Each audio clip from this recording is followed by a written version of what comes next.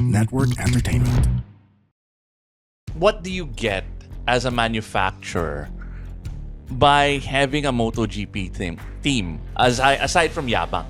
I think maybe purely more than just marketing.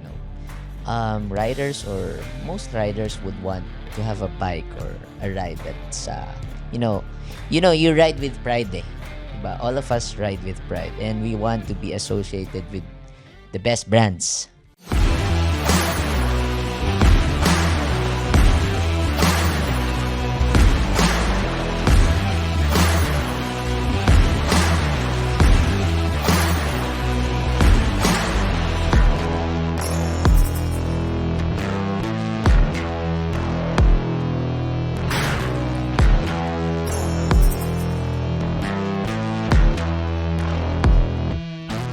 What's going on, everybody? Hello.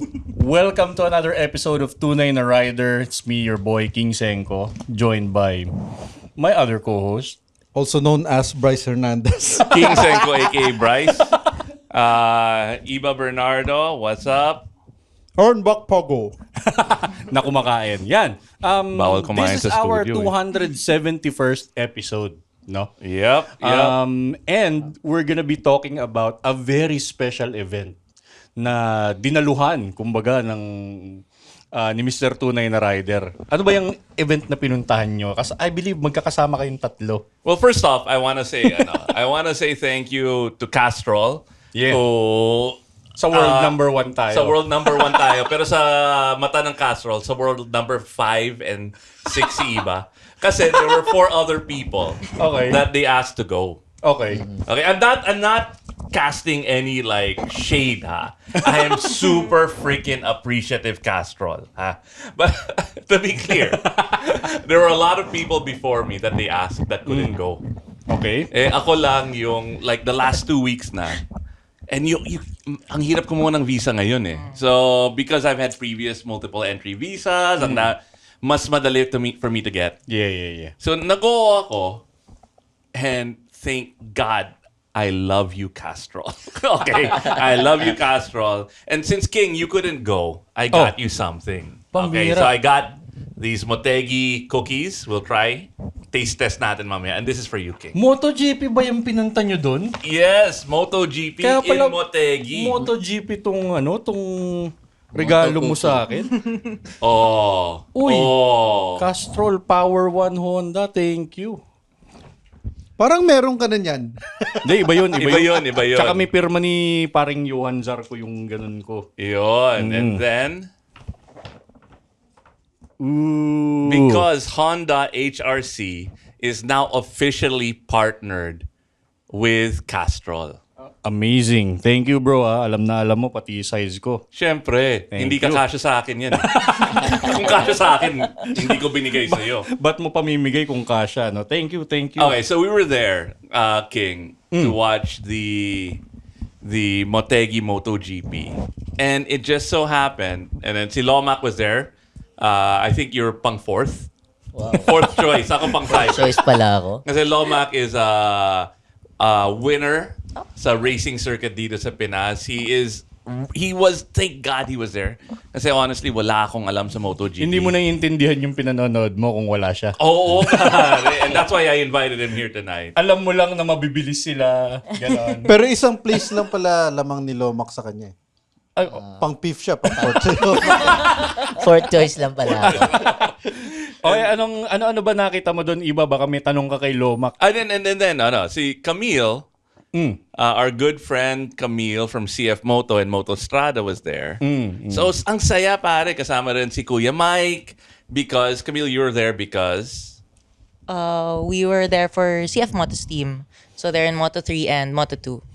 Hindi ko nga alam na may Moto3, Moto2 eh. Yun ang magandang itanong sa mga panauhin natin ngayon. Kasi, alam mo, pati ako nalilito dun sa... Di ba division yun, Lomac? Yung... Yes. There's 3 divisions sa MotoGP. So there's Moto3, Moto2, and MotoGP. So, MotoGP is Moto1. Ganun ba yun? Yun ang... No, yun yung highest class, which is these are the 1000cc bikes. Yun yung parang, kumbaga, sa racing ng cars, yun yung F1, kumbaga. Formula 1 siya. Formula 1. Okay, and Moto2 is... Moto2 is the super sport class, or yan yung gumagamit ng lower displacement. I think it's 765cc engines. And Moto3 are the, if I'm not mistaken, is the 300cc Okay. engines. So, yeah. Tama-tama, no, Lomac, mabibigyan mo kami ng crash course kasi pinanonood namin sa TV to, pero usually, yung main event lang yung napapanood namin eh. Sina, di ba, Valentino Rossi. Actually, ang hirap panoorin yung MotoGP eh. Like, we get invited to Kickstand. Mga pay-per-view, ganun. Diba? Oo. Like, but if I wanted to watch MotoGP, Where? how do you watch it? Oo. Ako, YouTube. Yeah, pero puro mga cut-cut lang eh. Diba? Highlights. Ngayon, question. Si Ryder ba, pag nagsimula siya sa Moto3, let's say, Yeah. yung career path niya, aiming siya for MotoGP na mismo? Actually, before you even reach the world level, no, yung Moto3, there's really a lot of things that comes into factor, no. Unang-uning where you're coming from. Ang Syempre, daming Kastila, yeah, ang daming Italiano, Italiano, and then actually it's European and Australian. Australian. Yun. At the end of the day, meron tayong tinatawag na yung mga local championships. So sa Asia, siguro it starts with the ARRC. Yeah, And okay. then, so yun yung Asian Road Racing Championships. And then meron din mga Asia Talent Cup. So these are the mga pathways Ano yan eh? sa Asia before you even go to Europe. And Pagdating mo sa Europe, makakalaban mo din yung mga ano. So these maybe around 60, 70 riders are really the best. Maybe 70 to 90 riders from Moto3 to MotoGP are really the best in the world. And Camille, you were telling us, because you got to experience it in the CF Moto paddock.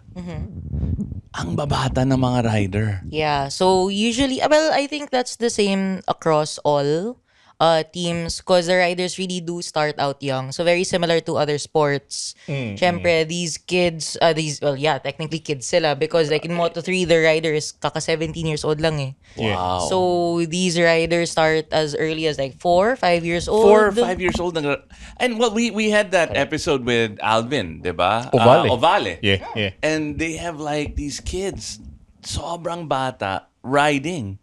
Correct. Sino-sino yung mga notable racers doon na na nakita at nakilala mo? Well, sa CF Moto. Grabe. They won. They I won believe in Moto2, yeah. In Moto2. But they also placed in Moto3, so it's really nice, especially since in Moto2, both riders are rookies. So they both came out of Moto3. David Alonso and Danny Holgado, they are the top 1 and top 2 respectively from Moto3 the previous year. So coming in this season, it's really nice to see how they adjusted. Kasi bigger bikes, iba yung performance, iba yung style, iba talaga yung galawan dun. So it's really nice how they've adjusted midway through the season and how they seem to get the hang of it, and really exciting to see how they progress moving forward for the next races. Now, I have a question because the CF Moto team, it's a relatively new team, right? It's and for them to hit the podium in such a short amount of time. Last year? This is so last year is their second or third year. Yeah. And then last year, so in Moto3, they were the champions. So Alonso was the world champion. He was also crowned in Motegi last year. Ooh. So very similar to Marquez because he dominated in Moto3 last year. Okay, so how did the CF Moto English? Yung preparation nila sobrang ikli lang fourth year, 'di ba? Yeah. Pero nandun na sila sa level na sila na yung nagpo-podium. Yeah, well, CF Moto's partner naman kasi, the Aspar Racing Team, they have a very good program, they have very good coaches, and they themselves are not new. So, usually, gano'n naman eh. They partner with a certain team, yung constructors meaning CF Moto or another motorcycle brand. So, it's a really good partnership. They invested a lot of time, effort. So I think it really comes down to that. They got a really good coaching team and staff. And I think that's what led to their success then. So may tanong ako for both of you, but I think it's more Lomac because again, siya yung subject matter expert. The fact that, well, there's no CF Moto bike yet in MotoGP, right? Walang CF Moto bike. But the fact that they have a team, I don't think we're spoiling anything. Like, so what do you think, Lomac? And maybe Camille will just nod yes or no. Right? Because baka hindi niya pwede sagutin. What do you think the direction why does CF Moto have a Moto 2 and Moto 3 team? Actually, that's a very good question. But if you look at the trend, they started with Moto 3. Now Moto 2. So I think the next question is when will they? No, actually, when? Maybe it's a matter of when. Malamang Will feeling they enter ko. MotoGP? And also, all directions lead to that. If you look at the brand, and also the bikes that they're releasing. The Voom and then the Inline 4. 675, yeah. I think last year 675. there was V4. V4, yeah. That, Malamang nakita na ni Camille yung MotoGP bike nila sa mga trip niya sa A China. secret. Malamang Secret. nakita. That's not so secret, but out there already, no. So Open secret, It's a kumbaga. direction. I think they want the racing DNA, no, yung nasa DNA nila yung And racing. why? What do you get as a manufacturer by having a MotoGP team aside from Yabang? I think maybe purely market, more than just marketing. No, riders or most riders would want to have a bike or a ride that's you ride with pride. Diba? All of us ride with pride, and we want to be associated with the best brands. Breathe in and out. You deserve peace, and sometimes peace starts with a clean home. With CleanWorks, you don't just get a spotless space, you get mental clarity. Professional cleaners, systematic service, hygienic, safe, and stress-free. Let CleanWorks handle the mess so you can focus on what truly matters. Rest, family, or just your time. Clean space, calm mind. Book now at CleanWorks PH on Instagram or Facebook, or call 0966 200 6910 to schedule your cleaning. Because self-care starts at home. Tsaka inspirational din naman yun. Na As inspirational and aspirational brand. champion or bike. brand yan eh. Pero So, hindi syempre, ba a lot of the technology that's developed sa MotoGP goes to Natitrickle down. nagtitrickle down sa riders? Exactly. So R&D pala yun, ganun. So it's like R&D as well, no? Ang daming matutunan si CF Moto. correct. So most of the time, no, we see in these brands like na lumalaban doon, Ducati, Aprilia, KTM, etc. When they release a new bike, what will they always say? Most of the time, they will just say the technology comes from the MotoGP, World Superbike. So, ayun. I think yun yung pinaka nila. Especially kaya very fast yung pagangat nila kasi syempre just 4 years of experience will give you a lot of data. Yeah. Already. Okay. May question ako. I'm sure hindi papansinin ni Camille tong tanong ko na to. Pero Lomac, yung open secret na yon na magkakaroon ng MotoGP bike si CF Moto. Tingin mo kailan natin makikita yan? Estimate lang. Actually, hindi ko alam. I cannot speak for Camille, but Camille, baka gusto mo. But maybe. Wala naman eh. When do you think, Camille?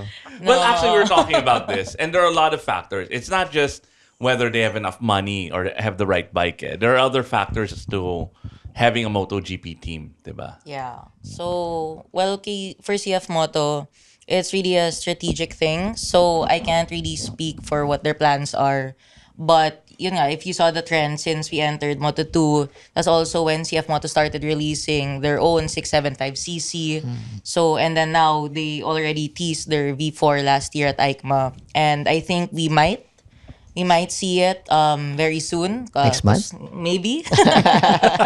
So very exciting because so CF Moto they've been growing simultaneously on both adventure and on racing bikes. So they know the importance for both, and also now they're hitting scooters. So they're really trying to hit as many markets. And as for MotoGP, I think they're headed there. It really depends on them. I think. Maybe sooner than later. Yeah. Okay, so I'm wearing my yung Philippine pass ko for MotoGP, and then they were scanning all these VIP. things. And, VIP, and then yung VIP pass na all day, multiple day. Okay, so what were the highlights for you guys? What you saw and experienced that's sobrang unique for Motegi. Actually, yung if you look at the VIP, we really had a blast. Thank you, Castrol. You know, Philippines, for the for the experience. So it's when you get the VIP pass, it has a lot of inclusions. Of course, number one, yung mobility suite natin. And ano after yung that, mobility suite? it's like parang room siya eh. Yung parang glass, yung parang box. glass Viewing. room siya. Aquarium. Viewing. Oh, viewing. So, And then you have the best view. Kasi kita the mo monitor. most of the track. Walang nakaharang, ganyan. And then may only Coke Zero, kape, may may ref, Grabe may naman waiter. yun, Castrol. Sana naman. Grabe, experience grabe. ko VIP rin. talaga. Pang 6 ka.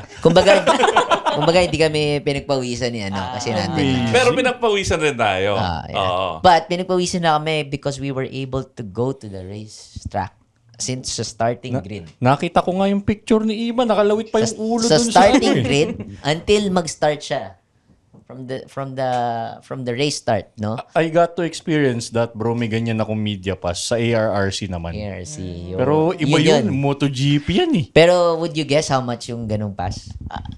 Would you have an Magkano idea? ba? Would you know? Alam. Would you know?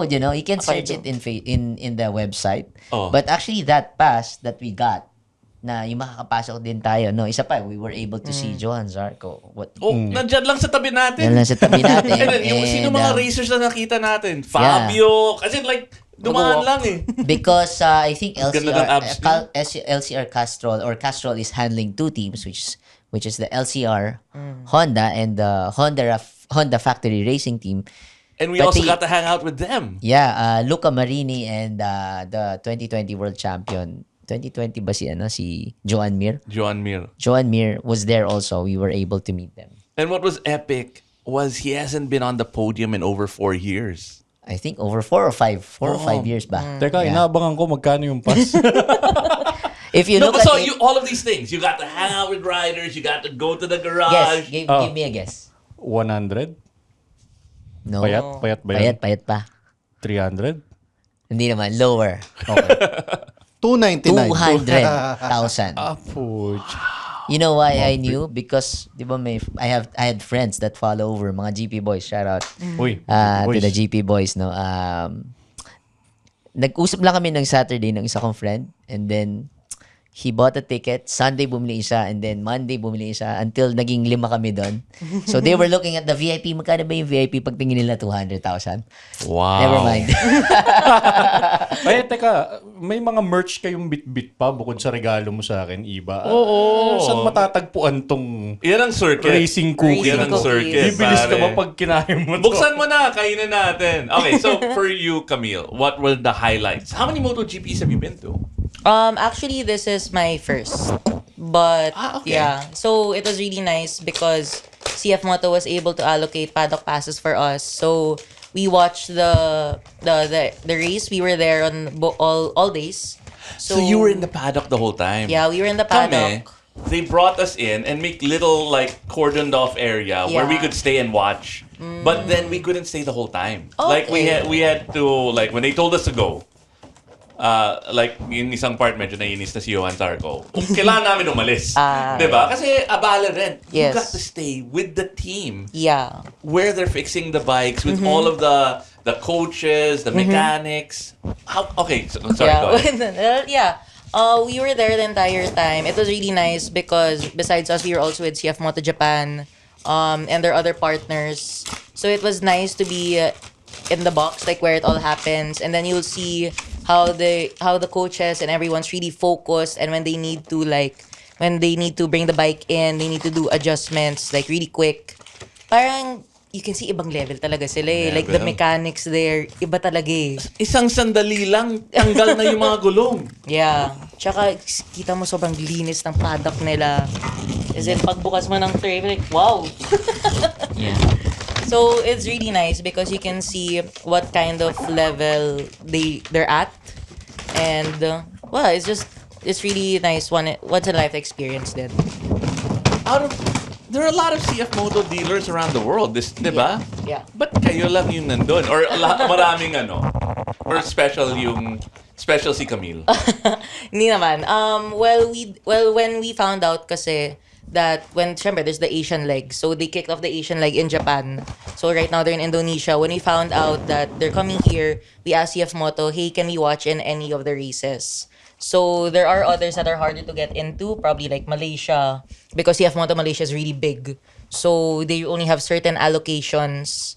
So, yeah, we decided, I think we can go to the Japan one. If you go to Europe kasi mas mahirap yun, mas paubusan yun. Yeah. Yeah, so, and syempre, their priority are the other European dealers and distributors. Okay, final question is, Lomac, why was Motegi, and how does it work? No, like may races pa after this, right? Yes. I think there's 4 But this one was really or 5 cool races. because this is where we found out.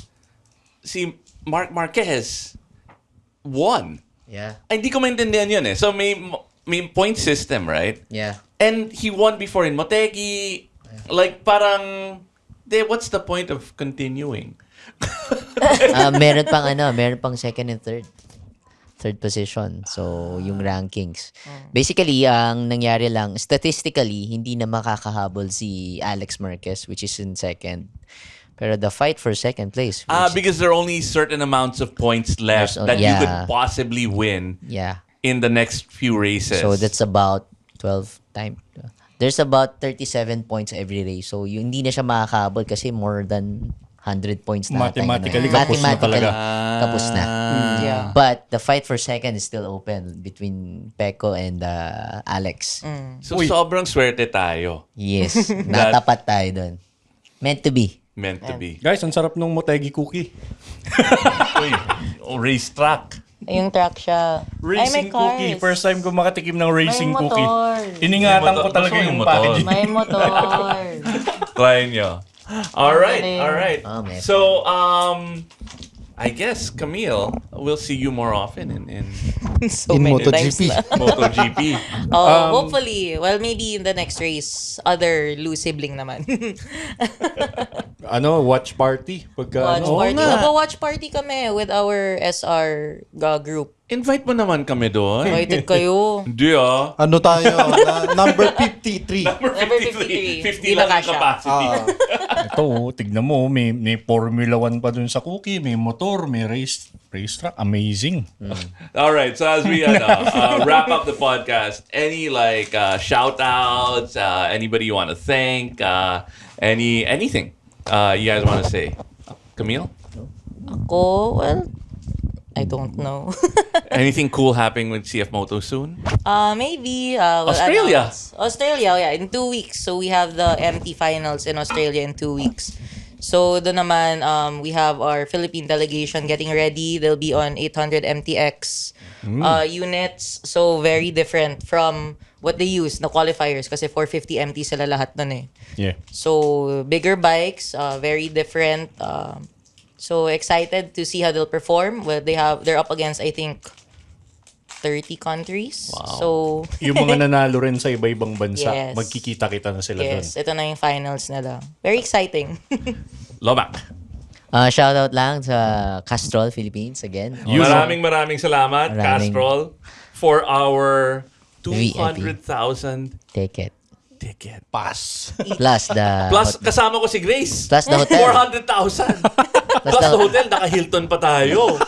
Diba? Maraming Plus salamat, Castrol. plus the plane ticket. Oh, plus the plane ticket. Hanggang pauwi na lang, may pabaon pa. Nako. Thank you so Grabe, much, Castrol. Sobrang thank you. And on that note, baka meron pa. Shout out sa GP Boys. And also, actually, magandang racing experience nitong last weekend natin. Itong coming Sunday also, PSBK 6th round. So, good luck to my 3 friends over there na ka-racing ko din. Sila Troy, TJ, and Marvin. GP Boys Marvin, good luck. TJ, good luck. So, Yan. they're fighting for the championship also. So, yeah. Yan Let's ang support, local- let's support Philippine racing. Kasi Yan. sariling atin. Correct. Local race scene. All right. Alright, take us out, King. Maraming salamat sa pagtutok sa isa na namang episode ng Tunay Rider, guys. 271st episode. We'll see you next week. Follow nyo kami sa aming mga socials. Spotify, Facebook, and believe it or not, yes, may YouTube kami. Follow nyo kami doon. See you next week. Breathe in and out. You deserve peace, and sometimes peace starts with a clean home. With CleanWorks, you don't just get a spotless space, you get mental clarity. Professional cleaners, systematic service, hygienic, safe, and stress-free. Let CleanWorks handle the mess so you can focus on what truly matters. Rest, family, or just your time. Clean space, calm mind. Book now at CleanWorks PH on Instagram or Facebook, or call 0966 200 6910 to schedule your cleaning. Because self-care starts at home. The opinions of podcast creators, hosts, and guests are not necessarily reflective of the official stance of the Pod Network Entertainment, its hosts, or other network programs. The content created by the people behind the podcast is personal and not meant to harm any religion, ethnicity, group, organization, company, or individual.